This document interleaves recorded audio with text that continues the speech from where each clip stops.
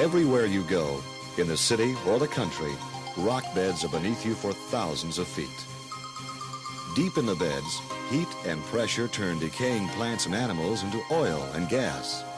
The oil and gas migrate through porous rocks until they're trapped by impermeable rock barriers. Geologists look for the traps. Exploration companies drill wells into them, searching for oil and gas. Before drilling can begin, division engineers must approve the drilling plans. The plans include the protection of surface and underground environments. During drilling, heavy drilling mud is circulated into the well to control underground pressures.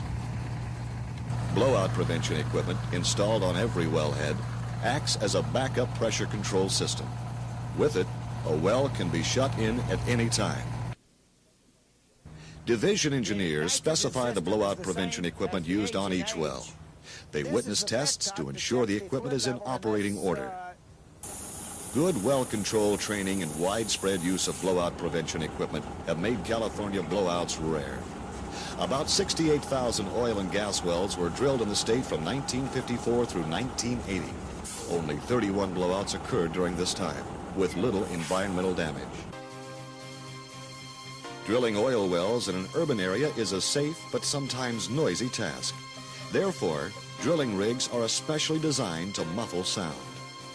At more permanent locations, drill sites are built to blend in with other structures in the area. About 26 wells will be drilled from this San Fernando Valley site. 77 wells have been drilled from inside this yellow building in Los Angeles.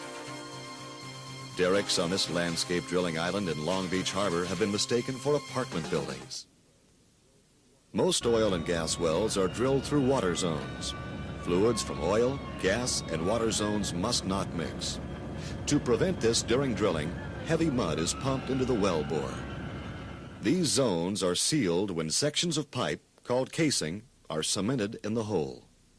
Cement is pumped down the well, through the casing, out beneath it, and back to the surface. To check the cement seal, operators may be required to conduct a water shutoff test witnessed by a division engineer. The casing is perforated through productive oil and gas zones. Depending on reservoir type and pressure, different kinds of production equipment are installed. The amount of oil and gas produced from every well is reported to the division each month. Sometimes, sumps are dug on oil and gas leases.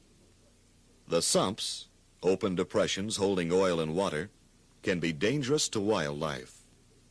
12 years ago, the division began to locate and classify California oil field sumps.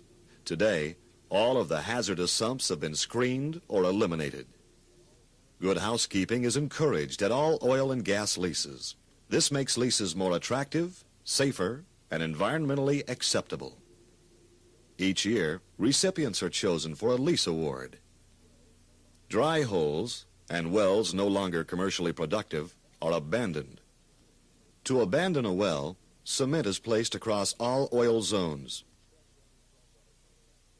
freshwater, saltwater contact zones, and at the surface. The rest of the well is filled with heavy drilling mud. Before 1915, many California wells were abandoned incorrectly. Today, when these wells are found, they are properly abandoned. Money from a special fund may be used for the work. The Division of Oil and Gas protects California's oil, gas, and geothermal resources. It encourages the wise development of these natural resources through good conservation and engineering practices.